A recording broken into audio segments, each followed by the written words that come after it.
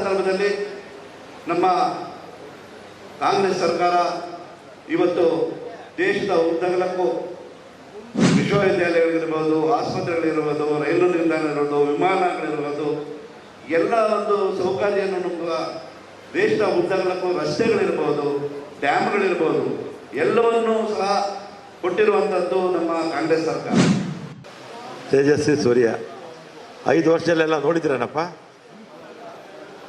5 ವರ್ಷದಲ್ಲಿ ಎಲ್ಲೂ ಕಾಣಿಸಿಲ್ಲ. ಇವರು BJPಯವರು ನಾನು ಹಿಂದೆ ಹೋಮ್ ಮಿನಿಸ್ಟರ್ ಆದಾಗ ಹೇಳ್ತಿದ್ದೆ, ಯಾವುದನ್ನ ಹೆಣ ಬಿದ್ದರೆ ಸಾಕು ರಣಹತ್ತಿಗಳ ಥರ ಕಾಯ್ತಾ ಇರ್ತಾರೆ ಅಂತ. ಆ ರೀತಿ ಈ ಮನುಷ್ಯ ಇದೇನು 5 ವರ್ಷ ಆಯಿತು ಗೆದ್ದು, ಒಂದು ದಿನಾನೂ ಕ್ಷೇತ್ರದಲ್ಲಿ ಬರಲಿಲ್ಲ. ಆದರೆ ಈ ಥರದ್ದೇನಾದರೂ ಗಲಾಟೆಗಳು, ಬಣ್ಣ ಹಚ್ಚಿ ಬೆಂಕಿ ಹಚ್ಚಿ ಜಗಳ ತಂದಿಡೋದಕ್ಕೆ ಮಾತ್ರ ಮುಂದೆ ಇರ್ತಾರೆ ಇವರು.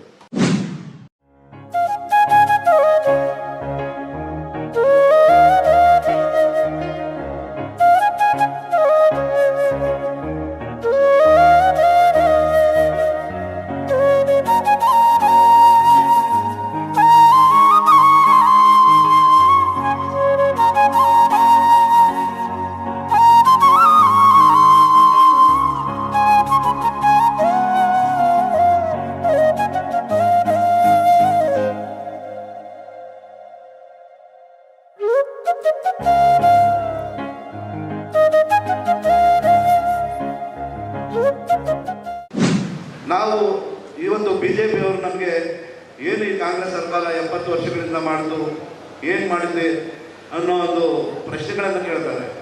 ನಾವು ಉತ್ತರ ಕೊಡಬೇಕಾಗುತ್ತೆ. ಈ ದೇಶ ನಮಗೆ ಸ್ವಾತಂತ್ರ್ಯ ತಂದುಕೊಟ್ಟಾಗ ಬ್ರಿಟಿಷರು ನಮ್ಮನ್ನು ಬಿಟ್ಟು ಹೋದಾಗ ಕೇವಲ 50 ಹಳ್ಳಿಗಳಲ್ಲಿ ನಮಗೆ ವಿದ್ಯುತ್ ಸಂಪರ್ಕ ಇತ್ತು.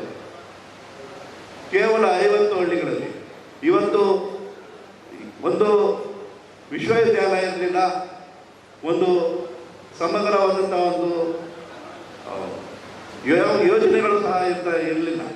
ಇಂಥ ಸಂದರ್ಭದಲ್ಲಿ ನಮ್ಮ ಕಾಂಗ್ರೆಸ್ ಸರ್ಕಾರ ಇವತ್ತು ದೇಶದ ಉದ್ದಗಲಕ್ಕೂ ವಿಶ್ವವಿದ್ಯಾಲಯಗಳಿರ್ಬೋದು, ಆಸ್ಪತ್ರೆಗಳಿರ್ಬೋದು, ರೈಲು ನಿಲ್ದಾಣ ಇರ್ಬೋದು, ವಿಮಾನಗಳಿರ್ಬೋದು, ಎಲ್ಲ ಒಂದು ಸೌಕರ್ಯವನ್ನು ನಮ್ಮ ದೇಶದ ಉದ್ದಗಲಕ್ಕೂ ರಸ್ತೆಗಳಿರ್ಬೋದು, ಡ್ಯಾಮ್ಗಳಿರ್ಬೋದು, ಎಲ್ಲವನ್ನೂ ಸಹ ಕೊಟ್ಟಿರುವಂಥದ್ದು ನಮ್ಮ ಕಾಂಗ್ರೆಸ್ ಸರ್ಕಾರ. ತೇಜಸ್ವಿ ಸೂರ್ಯ 5 ವರ್ಷದಲ್ಲೆಲ್ಲ ನೋಡಿದ್ರೇನಪ್ಪ? 5 ವರ್ಷದಲ್ಲಿ ಎಲ್ಲೂ ಕಾಣಿಸಿಲ್ಲ. ಎಲ್ಲಿ ಕಾಣಿಸ್ತಾರೆ ಅಂದರೆ, ಮನೆ ನಗರಪೇಟೆ ಒಂದು ಯಾರೋ ಒಬ್ಬ ಹಿಂದೂ ಹುಡುಗ ಒಂದು ಅಂಗಡಿ, ಚಿಕ್ಕ ಅಂಗಡಿ ಇಟ್ಕೊಂಡಿರ್ತಾನೆ. ಏನೋ ಹನುಮಾನ್ದು ಏನೋ ಚಾಲೀಸ ಅಂದರೆ ಏನು, ಚಾಲೀಸ ಅಂದರೆ ಹಾಡುಗಳು ಹಾಕ್ಕೊಂಡಿರ್ತಾನೆ.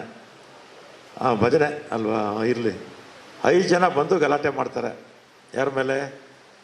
ಆ ಹುಡುಗನ ಮೇಲೆ. ಇವರು ಇಲ್ಲಿಂದ ಹೋಗ್ತಾರೆ. ಯಾರು? ತೇಜಸ್ವಿ ಸೂರ್ಯ, ಆಮೇಲೆ PC ಮೋಹನ್, ಸುರೇಶ್ ಕುಮಾರ್, ಎಲ್ಲರೂ ಹೋಗಿ ಶೋಭಾ ಕರಂದ್ಲಾಜೆ, ಯಾರ್ಯಾರು ಕೆಲಸ ಇಲ್ವೋ ಅವರೆಲ್ಲ ಎಲ್ಲ ಹೋಗಿ ಅಲ್ಲಿ ಗಲಾಟೆ ಮಾಡ್ತಾರೆ. ಏನು ಮಾಡ್ತಾರೆ ಅಂದರೆ, ಇದು ಬೇರೆ ಕೋಮ್ನವರು ಅಲ್ಲಿ ಹನುಮಾನ್ ಹಾಡುಗಳಾಗಿದ್ದಾಗ ಬೇರೆ ಕೋಮ್ನವ್ರು ಬಂದು ಗಲಾಟೆ ಮಾಡ್ತಾರೆ ಅಂತ ಹೇಳ್ತಾರೆ. 5 ಜನ ಅರೆಸ್ಟ್ ಮಾಡ್ತಾರೆ. 5 ಜನದಲ್ಲಿ 2 ಹಿಂದೂಗಳು, 3 ಜನ ಮುಸ್ಲಿಮ್ಸು. 2 ಹಿಂದೂಗಳು, 5 ಜನದಲ್ಲಿ 2 ಹಿಂದೂಗಳು ಹೋಗಿ ಏನು ಗಲಾಟೆ ಮಾಡ್ತಾರೆ ಅಲ್ವಾ? ಆ ಗಲಾಟೆಗೂ ಜಾತಿಗೂ ಸಂಬಂಧನೇ ಇಲ್ಲ. ಅಲ್ಲಿ ಏನೋ ಪರ್ಸ್ನಲ್ಲಾಗಿ ಏನೋ ಬಡ್ಡಿ ವ್ಯವಹಾರ, ಏನೋ ಹಣಕಾಸಿನ ವ್ಯವಹಾರಕ್ಕೆ ಆಗಿರ್ತಕ್ಕಂಥ ಗಲಾಟೆ.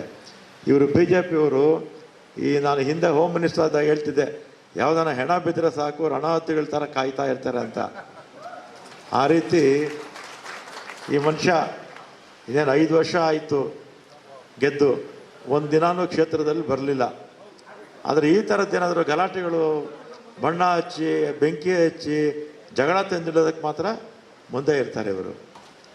ಅದೇ 236 ತಾಲೂಕಲ್ಲಿ, ಎಷ್ಟು 236 ತಾಲೂಕಿದೆ ನಮ್ಮ ರಾಜ್ಯದಲ್ಲಿ. 123 ತಾಲೂಕು ಬರ ಅಂತ ಘೋಷಣೆ ಆಗಿದೆ. ಕೇಂದ್ರ ಸರ್ಕಾರ 1 ಪೈಸಾ ಕೊಟ್ಟಿದ್ದಾರಾ? ಯಾಕೆ ಈ ಮನುಷ್ಯ ಮಾತಾಡೋದಿಲ್ಲ? ಎಂ ಪಿ ಬೆಂಗಳೂರು ದಕ್ಷಿಣ ಲೋಕಸಭಾ ಕ್ಷೇತ್ರದ ಎಂ ಪಿ ಬರಗಾಲ ಆಗಿದೆ ರಾಜ್ಯದಲ್ಲಿ, ಕೇಂದ್ರದಿಂದ ಹಣ ಬಿಡುಗಡೆ ಮಾಡಿ ಅಂತ ಮಾತಾಡೋದಿಲ್ಲ. ತೇಜಸ್ವಿ ಸೂರ್ಯನೂ ಮಾತಾಡಲ್ಲ. 224 ಜನ ಇದಾರಲ್ಲ ಎಂ ಪಿಗಳಿದಾರಲ್ಲ, ಒಟ್ಟು 25 ಜನ ಇವರು ಎಂ ಪಿಗಳು. ಸುಮಲತಾ ಸೇರಿದ್ರೆ 26 ಜನ, ಆಮೇಲೆ ದೇವೇಗೌಡರು ಮೊಮ್ಮಗ ಸೇರಿದ್ರೆ 27 ಜನ. ಯಾರನ್ನ ಬಾಯಿ ಬಿಟ್ಟಿದಾರೇನಪ್ಪ?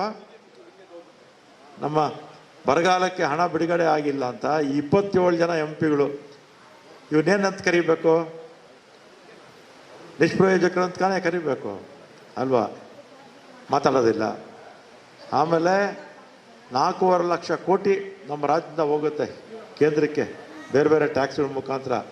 ಬರೋದೆಷ್ಟು? 50,000 ಕೋಟಿ. ಅದನ್ನು ಕೇಳಿದ್ರೆ ಇವರು ದೇಶ ಹೊಡಿತಾರೆ ಅಂತ ಹೇಳೋದು. ಇದೇ ನರೇಂದ್ರ ಮೋದಿ 2013ರಲ್ಲಿ ಮುಖ್ಯಮಂತ್ರಿ ಆಗಿದ್ದರು. ಎಲ್ಲಿ? ಗುಜರಾತಲ್ಲಿ ಆಗಿದ್ದಾಗ ಕೇಂದ್ರ ಸರ್ಕಾರಕ್ಕೆ ಮನಮೋಹನ್ ಸಿಂಗ್ ಅವರಿಗೆ GST ಮೀಟಿಂಗಲ್ಲಿ ನಮಗೆ 50% ಕೊಡಿ ನಮ್ಮ ಆದಾಯದಲ್ಲಿ, ನೀವು 50% ತಗೊಳ್ಳಿ ಕೇಂದ್ರ ಸರ್ಕಾರಕ್ಕೆ ಅಂತ ಹೇಳ್ತಾ ಇದ್ರು. ಈಗ ನಾವು ಕೇಳಬೇಕಲ್ಲ 4.5 ಲಕ್ಷದಲ್ಲಿ ಅಲ್ವಾ? ಆಮೇಲೆ ನೀವು ಟ್ಯಾಕ್ಸೇ ನಮ್ಮನ್ನು ಕೇಳಬೇಡಿ ಅಂತ ನರೇಂದ್ರ ಮೋದಿ ಹೇಳ್ತಾ ಇದ್ರು ಕೇಂದ್ರ ಸರ್ಕಾರನ. ನೀವು ನಮ್ಮ ಹತ್ರ ಟ್ಯಾಕ್ಸ್ ತಗೋಬೇಡಿ, ನಾವು ನಿಮ್ಮ ಟ್ಯಾಕ್ಸು ನೀವು ನಮ್ಮನ್ನು ಕೇಳಬೇಡಿ, ನಾವು ನಿಮ್ಮನ್ನು ಕೇಳೋಲ್ಲ ಅಂತ ಹೇಳ್ತಾ ಇದ್ರು ನರೇಂದ್ರ ಮೋದಿ. ಅದೇನು ನಾಲ್ಗೆನ ಏನಪ್ಪ ಅದು?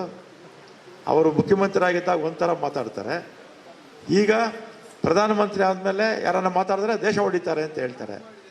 ಈ BJPಯವರಿಗೆ ಮಾನ ಮರ್ಯಾದೆ ಅನ್ನೋದೇ ಇಲ್ಲ ಯಾರಿಗೂ. ಎಲ್ಲಿ? ಈ ಕೆಳಮಟ್ಟದಿಂದ ಹಿಡಿದು ಮೇಲ್ಮಟ್ಟದವರೆಗೂ ಕೂಡ BJP ಮುಖಂಡರುಗಳಿಗೆ, BJP ಮಂತ್ರಿಗಳಿಗೆ, BJP ಶಾಸಕರುಗಳಿಗೆ, BJP MP ಗಳಿಗೆ, ಮೂರು ಬಿಟ್ಟವರು ಊರು ದೊಡ್ಡವರು ಅಂತಾರಲ್ಲ, ಆ ಕ್ಯಾಟಗಿರಿಯವರು ಇವರೆಲ್ಲ. ಅದರಿಂದ ಇಂಥವ್ರನ್ನ ಮನೆಗೆ ಕಳಿಸ್ಬೇಕು. ಈ ಸಲ 28 ವಿಧಾನಸಭಾ ಕ್ಷೇತ್ರದಲ್ಲೂ ಕೂಡ, ಲೋಕಸಭಾ ಕ್ಷೇತ್ರದಲ್ಲಿ 28 ಈ ಸಲ ಗೆಲ್ಸಿ ಕಳಿಸ್ಬೇಕು. 28 ಗೆಲ್ಸಿ ಕಳಿಸ್ಬೇಕು. ಸೌಮ್ಯರೆಡ್ಡಿನೂ ಈ ಸಲ ನೀವು ಗೆಲ್ಲಿಸಿ ಕಳಿಸ್ಬೇಕು. ಮನೆ ಬೊಮ್ಮನಹಳ್ಳಿನಲ್ಲಿ ಉಮಾಪತಿ ಗೌಡರು ಹತ್ತತ್ರ ಬಂದಿದ್ರು ಅಲ್ವಾ? ಹತ್ತತ್ರ ಬಂದಿದ್ರು. ಈ ಸಲ ಈಗ ಸಮಯ ಸಾಕಷ್ಟು ಇತ್ತು. ಹೋಸಲಿ ಅವ್ರಿಗೆ ಟಿಕೆಟ್ ಕೊಡೋ ಅಷ್ಟರಲ್ಲಿ ಭಾಳ ಲೇಟ್ ಮಾಡಿದ್ರು. ನಾವು ಹೇಳಿದ್ವಿ, ಭಾಳ ಹಿಂದೆನೇ ಹೇಳಿದ್ವಿ ಡಿಕ್ಲೇರ್ ಮಾಡಿ ಅಂತ. ಯಾಕೋ ನಿಧಾನ ಮಾಡಿದ್ರು, ಸಮಯ ಸ್ವಲ್ಪ ಶಾರ್ಟೇಜ್ ಇತ್ತು. ಈ ಸಲ ನಮಗೆ ಸಮಯ ಸಾಕಷ್ಟಿದೆ ಮತ್ತು ಎಲ್ಲರೂ ಕೂಡ ಒಗ್ಗಟ್ಟಾಗಿ ಕೆಲಸ ಮಾಡ್ತಾಯಿದ್ದಾರೆ. ನಮ್ಮ ರಾಜ್ಯ ಸರ್ಕಾರ ಕೂಡ ಚೆನ್ನಾಗಿ ಕೆಲಸ ಮಾಡ್ತಾ ಇದೆ. ನಮ್ಮ ಗ್ಯಾರಂಟಿಗಳು ಕೂಡ ಜನರನ್ನು ತಲುಪಿದೆ. ಮತ್ತು BJP ಪಕ್ಷ ಇವತ್ತು ಭ್ರಷ್ಟರ ಪಕ್ಷ. ಮೊದಲು ನಾನು ಭಾರತ ದೇಶದಲ್ಲೇ BJP ಪಕ್ಷ ಭ್ರಷ್ಟರ ಪಕ್ಷ ಅಂತ ಹೇಳ್ತಾ ಇದೆ. BJP ಅಂದರೆ ಭ್ರಷ್ಟ ಜನರ ಪಕ್ಷ ಅಥವಾ ಬುರುಡೆ ಜನರ ಪಕ್ಷ ಅಂತ ನಾನು ಹೇಳ್ತಾ ಇದ್ದೆ. ಇನ್ನೂ ಹೆಚ್ಚಿನ ಅಪ್ಡೇಟ್ಸ್ಗಾಗಿ ನ್ಯೂಸ್ 12 ಕನ್ನಡ ಚಾನೆಲ್ನ ಸಬ್ಸ್ಕ್ರೈಬ್ ಮಾಡಿ, ಅಲ್ಲಿರೋ ಬೆಲ್ ಐಕಾನ್ ಬಟನ್ನ ಕ್ಲಿಕ್ ಮಾಡಿ.